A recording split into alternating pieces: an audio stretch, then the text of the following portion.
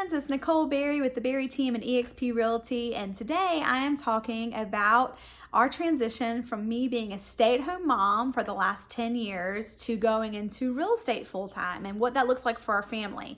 In my last video, I talked about how we transitioned our kids from having mama be a stay-at-home mom to being a working mom, and I gave you 3 different things that we do that we try to be very cognizant of and making sure that they are okay with the new transition and the new way of life.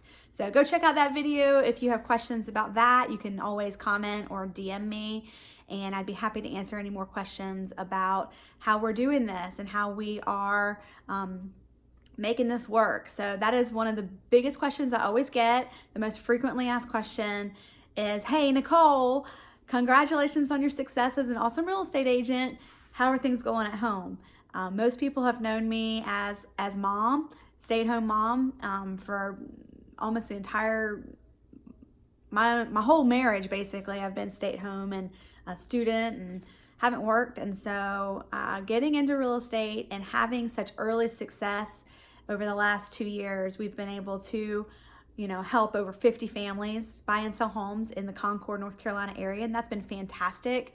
But a lot of people have wondered, like, wow, how does she do it? This are some of the things of how we do it. And I will say a caveat in that we don't do it perfectly all the time, and we've messed up and we've hurt each other.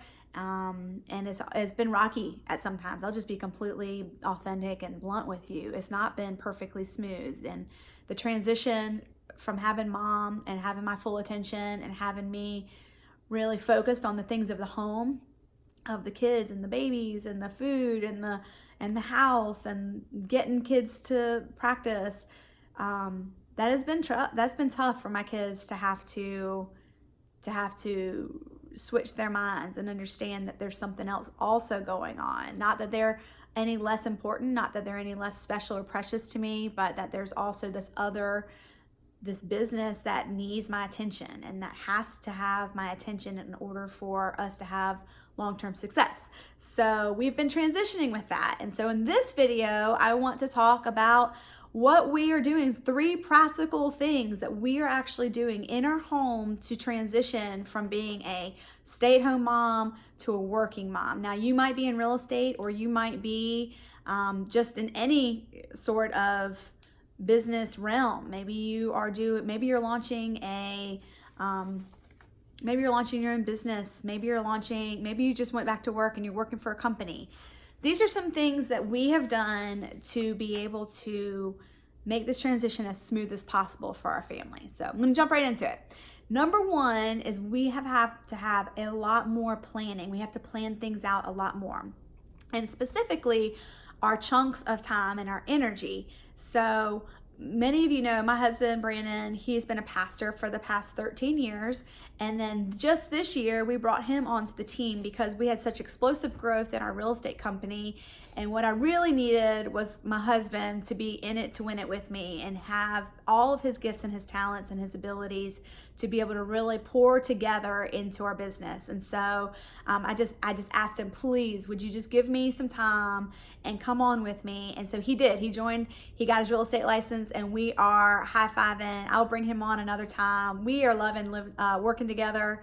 Obviously, we love living together. We've been married for 14 years now, but it has been, for the most part, very good. That's a whole nother video. We'll get onto it. But one of the things I really needed from him was his ability to be strategic and to plan. And so he looked at our schedule and he saw a problem. He saw us both at the very beginning. Both of us were here. We're able to work from home, which is a huge perk of our business and being business owners, is that we can work from home. We do have offices that we can work from, but we prefer to be able to work from home just because we love our home and it's easy. And so we get a lot of work done from here. We have an office upstairs too. And so, but most of the time, if the kids aren't here, I just like to work on my couch here. It's pretty awesome. But he started noticing, hey, after school, the kids would come home from school and both of us were halfway working and halfway parenting. And so we weren't able to give our all to either. We were feeling guilty about it. It was very much a struggle to have to tell our kids, shh, I gotta take this phone call every time, all the time. and it made them feel inferior. It didn't allow us to be able to be fully present with either one. And so he said, you know what, this is an area where I can fix it. So he said, let's come up with a plan. So our plan is this. And again, this is our plan. It may or may not work for you. This is just me sharing how we're doing it right now. This is an ever-changing situation where we are always tweaking it to see how it feels for us and make it better for us in different seasons of our life as our kids grow, as they need more from us or less from us. So this is just what we're doing. If it doesn't work for you, I'm sorry, it's not guaranteed to work for everybody. But for us, Brandon said, you know what? We have 2 big pockets of time with our kids. First thing is in the mornings, when they're getting up, getting ready for school, all that. And then in the afternoon, when they come home from school up until dinner. Those are the 2 main pockets. So we said, let's do this. Let's say that one of us takes the morning routine and then the other person takes the afternoon routine, and then the next day we'll switch. So what that looks like practically for us is if I have a morning routine, let's say on Mondays, Wednesdays, and Fridays, I get up at 4:45. I go work out at Burn Boot Camp, which I love. It's me time. I get my sweat on. I come back. I have some coffee. I have a quiet time. I wake up our first kid. I start getting everybody ready for school. So I'm in charge of packing lunches. I'm in charge of breakfast and finding shoes and signing folders and getting them onto the buses at the right time or getting them to school at the right time if we drive them. Brandon, during that morning that I'm on, he has the ability to rest, sleep in if he needs to. He can do so without any guilt. He can have a long quiet time. He can go work out, go for a run. He can have a meeting if he'd like to. Whatever he wants to do, he is basically free to use his time however he wants without guilt, up until 9 o'clock. And then from 9 until the kids get off of school, he's working. He's in it to win it. A lot of times if we're not the one who's on in the morning, we're still involved with the kids. We're coming down, we're giving them kisses, we're praying with them, we do our little devotion together, things like that. But the point is that one's on and one is free to do whatever they want to do. During that time that we're on, we have our full face on with our kids. We are giving them as much attention as we possibly can. We are not on our phones. We're not planning. That person who's on is in it to win it to make sure those kids are prepared for the day. After school, the person who's been on in the morning, they get to work. So from 9 o'clock until 6 o'clock, that person works. And so in the afternoon, if that was me in the morning, then in the afternoon, I can make appointments all the way up until 6 o'clock. And I can go meet with my listing appointments, and I can go have coffee with somebody, whatever I need to do. That's my time to get as much work done as possible. Meanwhile, Brandon is going to be here when the kids get off the bus. He's going to be picking kids up from school. He's going to be helping with homework, signing papers. He's going to help with snacks. He's going to do dinner. So dinner would be his responsibility that night. He might do dine out or take out. He might decide we're eating out because he doesn't want to cook, or he's actually really started trying his hand at cooking, which has been fun. And I dare not ever tell him that it's bad because I'm just so happy that he's trying it, which is great. So all that to say, when we're on in the afternoon or we're on in the morning, our phones are down. We're not adding more work into it. We're giving our kids a full attention. That's the goal. It doesn't always work out perfectly, but most of the time, that's the goal, and that's what we're trying to do. We're also, in that afternoon, if I'm working and he's with the kids, one of the things that we're going to be tweaking right now is his phone calls are going to come to me and his emails are going to come to me, and I'm going to take care of our clients together. The ones that he's mostly working with, I'm going to take care of those during those afternoons so that he doesn't have those distractions away from the kids. That allows us to have so much more time with our kids, and we don't have to feel guilty about working. We don't have to feel guilty about being with our kids and not working. So it's working right now. We'll see. I'll let you know. But it's been good. The number 2 thing that we have started doing to make this an easier transition is we have been outsourcing some of our domestic duties. And so I had a productivity coach tell me this at the very beginning when my business kind of just launched and I was exploding and I didn't know. I was just like really shell shocked. She said, Nicole, you have to figure out what brings you joy in the house of your domestic duties and what doesn't. And so if it doesn't bring you joy and if it's sucking the life out of you, then figure something else out. And so one of the first things that I was able to do once we started bringing in some more money is I was able to have an amazing cleaning lady come in, and she comes in twice a month, and she does the deep cleaning of our house. So the toilets and the bathtubs and the showers and the floors, and she's amazing. She is worth more than I could ever pay her, and has become a sweet part of our family, in fact. And she loves our kids, and I really and truly am just so grateful for Miss Ruthie, who has taken such good care of us during this time. And she understands, what we're going through. And so she's really supportive of where we are right now as a family, and she understands what's going on with my life. And so it's been wonderful. Another thing that we've outsourced recently is grocery shopping. So one of the days that I would have during the week, I would always use as a domestic day to do all the grocery shopping and run errands and stuff. But grocery shopping would always take me, 1 to 2 hours altogether between planning it, what I needed, and then going to the store, buying it, bringing it back, putting it away. And so we found a company called Instacart, and Instacart is this isn't like a commercial for them, but it has helped us. I will maybe, if you want more information, I have a link that you can go check it out and try it for free, I think. It has really helped. So I go online, I have all my groceries already loaded into my app that I usually buy, and then I can add or subtract however I need to. You can go and tell your shopper what to look for. So if you want bananas that are more yellow than green, you can write that in there. And you can shop from specific stores that are partnered with Instacart. Then someone else goes to the store, buys it all for you, and brings it to your house. And I usually have my groceries within like 2 hours of putting it in there. It has been a life changer for us, and it's saving me so much time.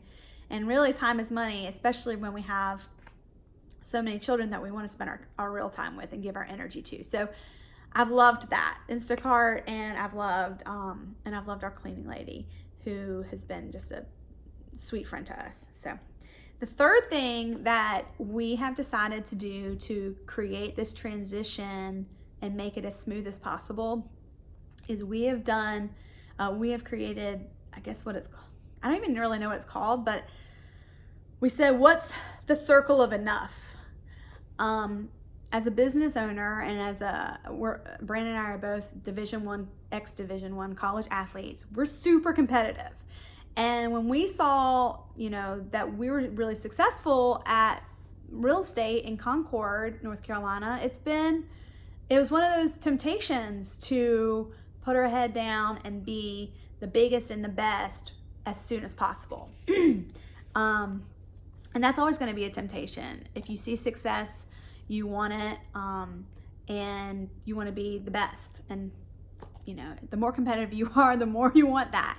There's nothing wrong with that either. But when we realized what kind of toll it would take on our family, we really decided to sit down, to look at our budget, and to say, how much is enough? We wanted enough money. We wanted to be able to bring home enough money to live, so pay everything off that we need to pay, mortgage and groceries and new shoes for our kids every once in a while, and utilities, all that. So live, give, and save. So we want to be able to give to our church, we have always wanted to be a generous family, and so generosity is one of our core values. And so we want to have enough to be able to give when we see a need. And so live, give, and save. We want to be able to save money in order to pay for 4 weddings and prom dresses, and however we handle when the kids need cars and insurance and college and all the things that we're going to need with 4 daughters. I should put a donate button down at the bottom, so if you want to help us out with that. But the point of this is saying, and I'm just going to give you some random numbers, but if we need $100,000 a year to be able to live decently, give, and save, then we took that number, $100,000, and that's not necessarily our number, but I'm just giving it to you for example purposes, and said, How many houses do we have to sell in order to make $100,000?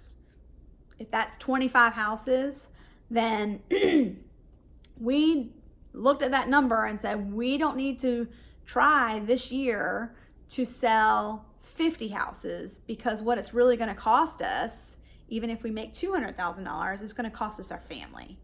And what we really didn't want is for our kids to grow up with lots of means and cash and things, but to lose out on that relationship with them. Because we've been really intentional, especially for, the first 10 years of Ella's life and all the other kids, the last 10 years, to pour so much into them. But these are the times where things could really slip through our fingers if we're not careful. And so we've made the circle of enough. What's enough for us to live, give, and save? And then we translated that into how many houses does it take for us to be able to make that amount of money. And then that's our goal. We don't need to have a bigger goal just to stroke our own ego. We need to have that goal because that's what we need right now. Now, our kids are going to get older. Already, one of our daughters is in middle school. She doesn't need us as much as our 5-year-old does. She needs us in different ways. She needs us to be available at 11 o'clock at night when she's talking through a problem. She needs us to be available emotionally, but she doesn't need us to tie her shoes. She doesn't need us to make her breakfast. We still help her with breakfast every once in a while, but as they grow, they have less need of you. And so, you know what? We had to really sit back and say, God, this is all for you. This is, and that's, our personal faith is, God, this whole family is for you. This is for your glory. This business is for you and for your glory. Don't let us sacrifice our family on the altar of business so that we can exalt ourselves instead of what's really important here. There's going to be plenty of time for us to make money, Lord willing. Lord willing, something doesn't happen to us. Lord willing, something doesn't, cut this short. But we have to remember that there's always, God's going to provide. There's going to be plenty of time to make enough money to do all the things that He's put on our hearts. And so we don't have to be the biggest and the best and make the most money right away. That's the beauty of it. And so we've been able to have boundaries and say, you know what, if we're looking at a client and trying to figure out if we should take on this client and they're looking at houses, at a really low price point, 45 minutes away from us, then that might be something that we don't have to grab for that commission. We're not trying to just chase after the dollar. We can refer that to someone who's in that market 45 minutes away and let that person give them perfect, amount of time that they need to be able to really find houses in that area.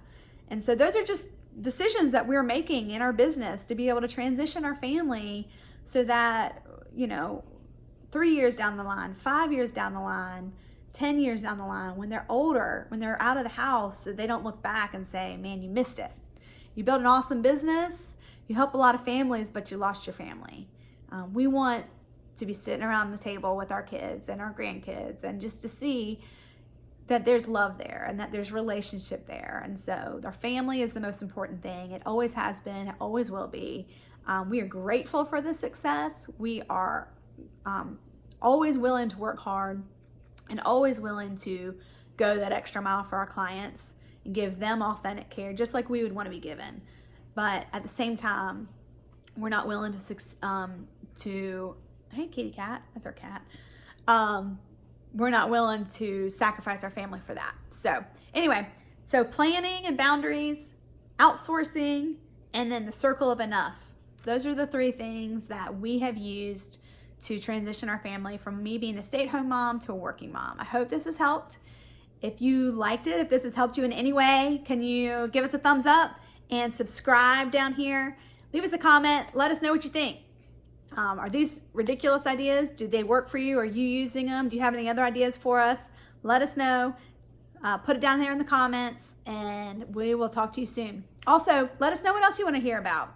We are an open book and we want people to succeed. So I hope you have a great day. Thanks. This is Nicole Berry. Bye.